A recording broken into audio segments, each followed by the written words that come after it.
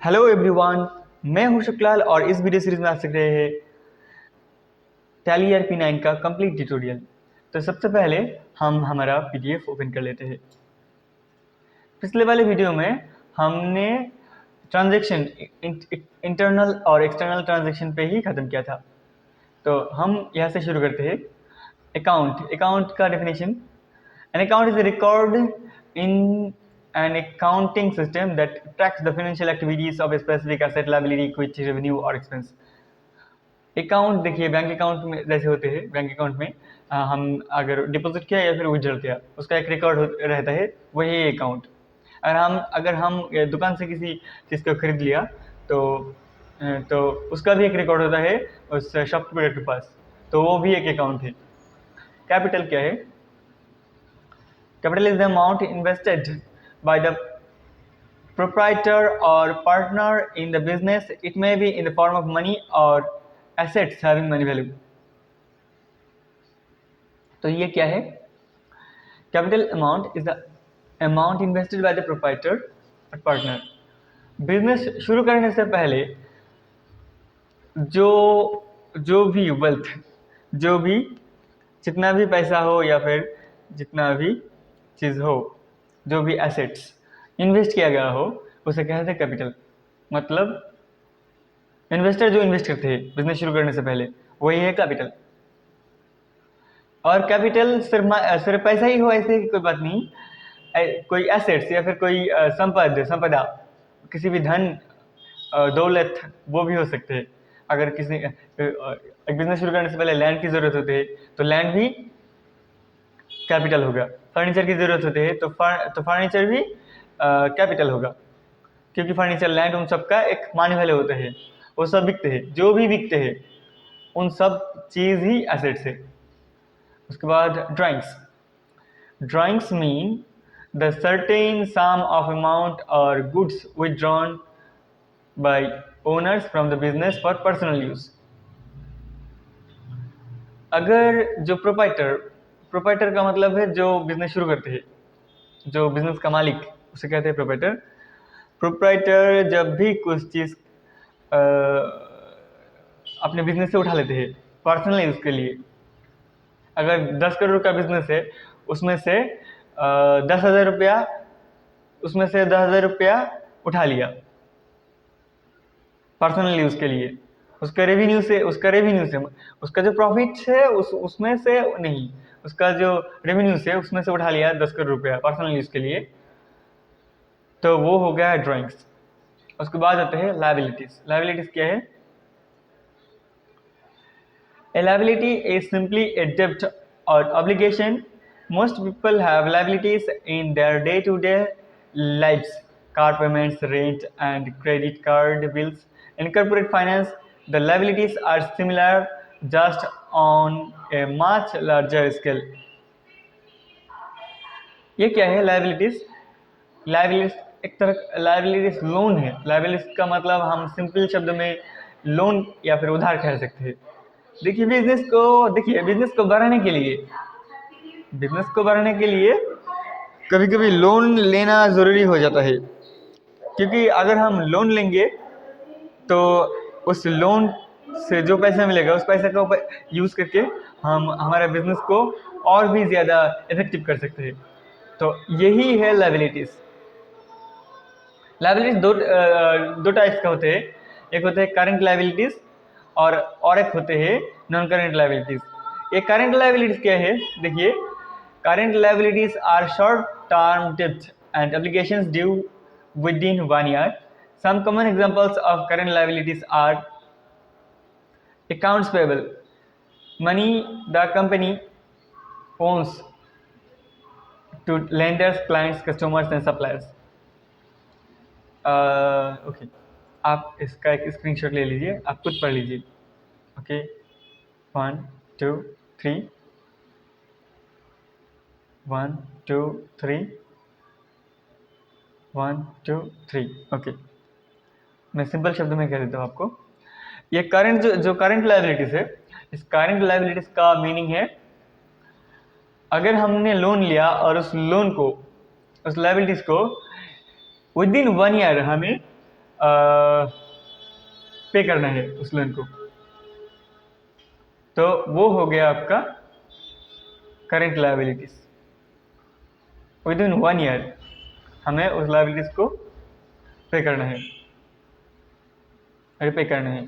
उसके बाद non current क्या होते हैं, ये बहुत साल बाद अगर हमने किस लोन में कुछ पैसे ले लिया, उस पैसे को बहुत साल बाद हम उसे पेमेंट करेंगे, तो वो हो गया नॉन करंट लायबिलिटीज। ये जो करंट लायबिलिटीज होते हैं, इसके लिए हमें सिर्फ वैलिड डॉक्यूमेंट्स हो हमारे पास तो बैंक हमें छोटा मोटा लोन दे देते हैं। अगर हम कोई नॉन करंट लायबिलिटीज अगर इसके लिए हम अप्लाई करें तो इसके लिए हमारे पास कोई ना कोई वैलिड लीगल डॉक्यूमेंट्स होना चाहिए। जैसे कि हो गया आपका जो आपका आपके पास लैंड हो या फिर कोई एसेट्स हो, उस एसेट्स का जो डॉक्यूमेंट, उस डॉक्यूमेंट को सबमिट करना होता है। अब आते हैं एसेट्स पे। एसेट्स क्या है? An asset is an resource. Simple शब्द में कहे तो देखिए, आप एक स्क्रीनशॉट लीजिए। सिंपल शब्द में कहे तो जो बिकता है वो सब एसेट्स है, जिसका कोई मानी वैल्यू होता है। किसी भी पदार्थ या फिर किसी भी मटेरियल का अगर उसका कोई मानी वैल्यू होगा, अगर वो बिकता है तो उसे एसेट्स कहा जाता है। लैंड हो गया, उसके बाद बिल्डिंग हो गया, फर्नीचर हो गया, कपड़े हो गया, जो भी है वो सब एसेट्स है। एसेट्स में होते हैं करेंट एसेट्स और होते हैं फिक्स एसेट्स। करेंट एसेट्स क्या है? जो एसेट्स खरीदा जाता है बेचने के लिए, जो परचेज किया जाता है सेल करने के लिए, उसे कहते हैं करेंट एसेट्स। जैसे कि तेल, साबुन, ये सब जब कोई शॉपकीपर अपने पास रखते हैं तो वो बेचने के लिए रखते हैं विद इंटेंशन ऑफ सेलिंग, तो ये हो गया करंट एसेट्स। उसके बाद फिक्स्ड एसेट्स क्या है? जैसे कि लैंड, जो ब्रोकर है वो तो खरीदते हैं लैंड, वो तो वो उसके लिए तो ये कोई एसेट्स नहीं है। लेकिन अगर आपने कोई घर खरीदा तो थोड़ी अपने बेचने के लिए खरीदा, तो उस घर को आपने क्या करेंगे, उस घर में रहेंगे। अगर बाद में ज़रूरत पड़े 20 साल, 30 साल या फिर 50 साल बाद आप उसे बेच देंगे। लेकिन आपका बेचना उद्देश्य नहीं था, आपने उस घर में रहने के लिए उस घर को खरीदा था, तो वो हो गया आपका फिक्स्ड एसेट, फिक्स्ड हो गया। और भी दो तरीके के एसेट्स होते हैं, टेंजिबल और इनटेंजिबल। टेंजिबल एसेट्स क्या है? Which have physical existence, they can be seen and touched. जो भी एसेट्स का फिजिकल एग्जिस्टेंस होते हैं, उसे टच किया जाता है और उसे देखा भी जाता है, तो वो हो गया आपका टेंजिबल एसेट्स। जैसे कि गोल्ड, आप उसे देख सकते हैं, उसे छू सकते हैं। और इनटेंजिबल एसेट्स क्या है? which do not have physical existence, they cannot be seen and touched। जिसका कोई फिजिकल एग्जिस्टेंस नहीं है, उसे देखा नहीं जाता, उसे छुआ नहीं जाता, फिर भी वो एसेट्स है। ऐसे जैसे कि शेयर मार्केट में जैसे भी शेयर होते हैं, अगर आपके किसी कंपनी में कुछ स्टॉक मार्केट में कुछ शेयर्स है, उस शेयर्स को आप देख नहीं सकते, उसको आप छू नहीं सकते, लेकिन वो है, उसका एक मानी वैल्यू है, तो वो हो गया आपका इंटेंजिबल एसेट्स। उसके बाद आते हैं रिसिप्ट्स। ये रिसिप्ट्स क्या है? रिसिप्ट्स ये है कि receipts are the amount that is received by a business during a particular period of time। Business करते समय जब हम किसी भी चीज़ को बिजनेस करते समय जब जो भी प्रॉपर्टीज हम रिसीव करते हैं, वो हो गया हमारा रिसिप्ट्स। जो भी मनी हम रिसीव करते हैं, अगर हमारी कंपनी है तो उस कंपनी से हम कुछ सेल कर रहे हैं, तो सेल करते जितने भी पैसा हमें मिलते हैं, वो हो गया हमारा रिसिप्ट्स। रिसिप्ट दो तरीका का होता है, एक होते हैं कैपिटल रिसिप्ट और एक होते हैं रेवेन्यू रिसिप्ट। कैपिटल रिसिप्ट क्या है? Capital, it is the amount receipt for selling assets. जो हमारा प्रॉपर्टीज है उसे हम बेच देते हैं, तो हमें जो रिसिप्ट मिलते हैं तो होते कैपिटल रिसिप्ट, मतलब हमने कैपिटल को ही बेच दिया। रेवेन्यू रिसिप्ट क्या है? It is the amount receipt against sale of goods और सर्विसेज। जो हमारे हमारे कंपनी का जो भी हम गुड सेल कर रहे हैं या फिर कोई सर्विस सेल कर रहे हैं। देखिए, सेल किसी भी हमारे के पास कोई मटेरियल हो तो हम उस मटेरियल को सेल कर सकते हैं। अगर हमारे पास कोई मटेरियल नहीं हो तो उसे भी हम सेल कर सकते हैं। जैसे कि सिक्योरिटी एक सर्विस है, हम किसी जॉब कर रहे हैं तो हम हमें पैसे देते हैं, हम कुछ नहीं दे रहे उस जिनके पास हम जॉब कर रहे हैं। आपके बॉस को आप कुछ भी नहीं दे रहे हो, फिर भी आपका बॉस आपको पैसे दे रहे हैं। क्योंकि आप उनके लिए काम करते हो, उनको एक सर्विस दे रहे हो। इसका मतलब है सर्विस भी सेल किया जा सकता है। तो ये हो गया कैपिटल रिसिप्ट और एक हो गया revenue receipt. Capital receipt revenue receipt का एक डिफरेंस आपको समझ में आ गया। सिंपली कहे तो हमारे पास जो प्रॉपर्टी है उस प्रॉपर्टी को ही बेच दो तो जो पैसा आएगा वो होगा कैपिटल रिसिप्ट। और अगर हमारे पास कोई प्रोडक्ट हो और उस प्रोडक्ट को अगर हम सेल कर रहे हैं, सेल करते करते हमारे पास रेवेन्यू जनरेट हो रहे हैं, उस रेवेन्यू से हम बिजनेस को भी बढ़ा रहे हैं और साथ में हम हमारा अर्निंग भी हो रहे हैं, तो वो हो गया हमारा रेवेन्यू रिसिप्ट। उसके बाद आते हैं एक्सपेंडिचर। एक्सपेंडिचर क्या है? Expenditure refers to payment made or liabilities incurred in the exchange for goods or services। देखिए, रिसिप्ट को रेवेन्यू को बढ़ाने के लिए हमें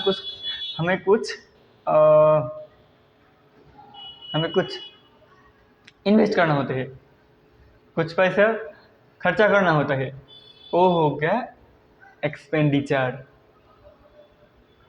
जितना पैसा हम खर्च करेंगे वो हो गया हमारा expenditure. Expenditure in accounting terms expenditure increases the value of assets और रिड्यूसेस लायबिलिटी। अगर हम एक्सपेंस करेंगे तो क्या होगा, हमारे एसेट्स का वैल्यू बढ़ जाएगा। ज़्यादा एक्सपेंस करेंगे उस प्रोडक्ट के ऊपर, उस प्रोडक्ट का क्वालिटी बढ़ेगा तो हमारा प्रोडक्ट का वैल्यू बढ़ जाएगा। और हमारा जो लायबिलिटीज होगा, मतलब अगर हमने लोन लिया, उस लोन को अगर हमने चुका दिया तो हमारे पास से कुछ एक्सपेंस हुआ और लायबिलिटीज भी कम हो गया। एक्सपेंडिचर तीन टाइप के होते हैं। एक हो गया capital expenditure, revenue expenditure and deferred revenue expenditure. अब एक बार देख लीजिए कैपिटल एक्सपेंडिचर क्या है। हम सबसे पहले या फिर उस बिजनेस को शुरू करने के लिए जो हम एक्सपेंस करते हैं वो हो गया हमारा कैपिटल एक्सपेंडिचर। सिर्फ ये इसका एक नाम है, is usually one time expenditure. One time expenditure मतलब सबसे पहले हमने बिजनेस शुरू करने के लिए जो भी एक्सपेंस किया वो हो गया हमारा कैपिटल एक्सपेंडिचर। लेकिन सिर्फ वन टाइम एक्सपेंडिचर ही होगा ऐसी कोई बात नहीं। अगर हम ऐसे कर रहे हैं कि कोई और एक बिजनेस, हमारा एक बिजनेस है, उनके लिए हमने कुछ इन्वेस्ट किया तो हमारा वो कैपिटल एक्सपेंडिचर हो गया। लेकिन जब हमारा बिजनेस का नेटवर्क बहुत बड़ा हो गया तो हमने और एक बिजनेस शुरू कर दिया तो वो सेकेंड टाइम इन्वेस्टमेंट होगा। उस बिजनेस के लिए फर्स्ट टाइम इन्वेस्टमेंट होगा, लेकिन हमारे लिए वो सेकेंड टाइम इन्वेस्टमेंट होगा, तो वो भी कैपिटल एक्सपेंडिचर होगा। रेवेन्यू एक्सपेंडिचर क्या है? रेवेन्यू बढ़ाने के लिए जो एक्सपेंस होते हैं वो होगा रेवेन्यू एक्सपेंडिचर। देखिए, revenue expenditure refers to the payment made or incurred during the normal course of the business, the benefits of which are usually received within the same accounting year। एक ही accounting year में हमने जो भी expense किया revenue को बढ़ाने के लिए, पहले हमने कैपिटल एक्सपेंडिचर मतलब कुछ इन्वेस्ट कर दिया। उस इन्वेस्ट के समय हमने जो भी इन्वेस्ट किया और हमारे पास जो भी हमने इन्वेस्ट किया था तो हमारा बिजनेस शुरू हो गया। लेकिन शुरू होने के बाद भी हमें और भी कुछ थोड़ा करके इन्वेस्ट करना होगा, तभी हमारा बिजनेस बहुत बड़ा हो सकते हैं। तो वो जो छोटा एक्सपेंस हो उसे कहते हैं रेवेन्यू एक्सपेंडिचर। ये रेवेन्यू एक्सपेंडिचर को भी दो तरीके से डिवाइड किया जाता है। एक होगा cost of sales, direct expense, direct expense का मतलब डायरेक्ट एक्सपेंस का मतलब जो हम प्रोडक्ट किसी भी मटेरियल खरीदने के लिए डायरेक्ट डायरेक्ट इन्वेस्ट करते हैं, डायरेक्ट एक्सपेंस करते हैं, वो हो गया हमारा डायरेक्ट एक्सपेंस रॉ मटेरियल खरीदने के लिए। और इनडायरेक्ट एक्सपेंस क्या है, जो हम इनडायरेक्टली पेमेंट करते हैं, मतलब वहाँ से हमें डायरेक्ट प्रॉफिट नहीं मिलता, लेकिन वो भी ज़रूरी है। जैसे कि अगर जैसे कि अगर आपका आपका कंपनी फ़ोन बनाते हैं, मोबाइल मैन्युफैक्चरिंग करते हैं, तो मोबाइल मैन्युफैक्चरिंग करने के लिए उसका जो रॉ मटेरियल होगा उसको आप खरीदेंगे, तो उसके लिए जो एक्सपेंस करेंगे वो हो गया आपका डायरेक्ट एक्सपेंस। लेकिन उसके लिए आपको और भी कुछ चीज़ें आपको एक्सपेंस करना होगा, जैसे कि इलेक्ट्रिसिटी बिल आपका ज़रूरी है, पेमेंट करना होगा। उसके बाद कंपनी का जो एम्प्लॉयज़ होगा उनको सैलरी देना होगा। आप एडवर्टाइज करेंगे कंपनी का रेवेन्यू बढ़ाने के लिए, आप जो भी ऑफिस बनाएंगे ऑफिस का रेंट ज़रूरी होगा, या फिर सैलरी देना होगा एम्प्लॉयज़ को। इन सबको कहते हैं इनडायरेक्ट एक्सपेंसेस, जो डायरेक्टली जो प्रोडक्शन से उस मटेरियल से डायरेक्टली रिलेटेड नहीं है, और मटेरियल से अगर डायरेक्टली रिलेटेड हो तो वो डायरेक्ट एक्सपेंस में चला जाएगा। उसके बाद आते हैं डिफर्ड रेवेन्यू एक्सपेंडिचर। ये क्या है? Deferred revenue expenditure is less common compare to the faster to but contributes to the increase and value of assets on the balance sheet. Simply put, deferred revenue expenditure is about an advance payment of goods or services, the benefit of which is to receive only in the future, either during the current accounting period or over the subsequent accounting period.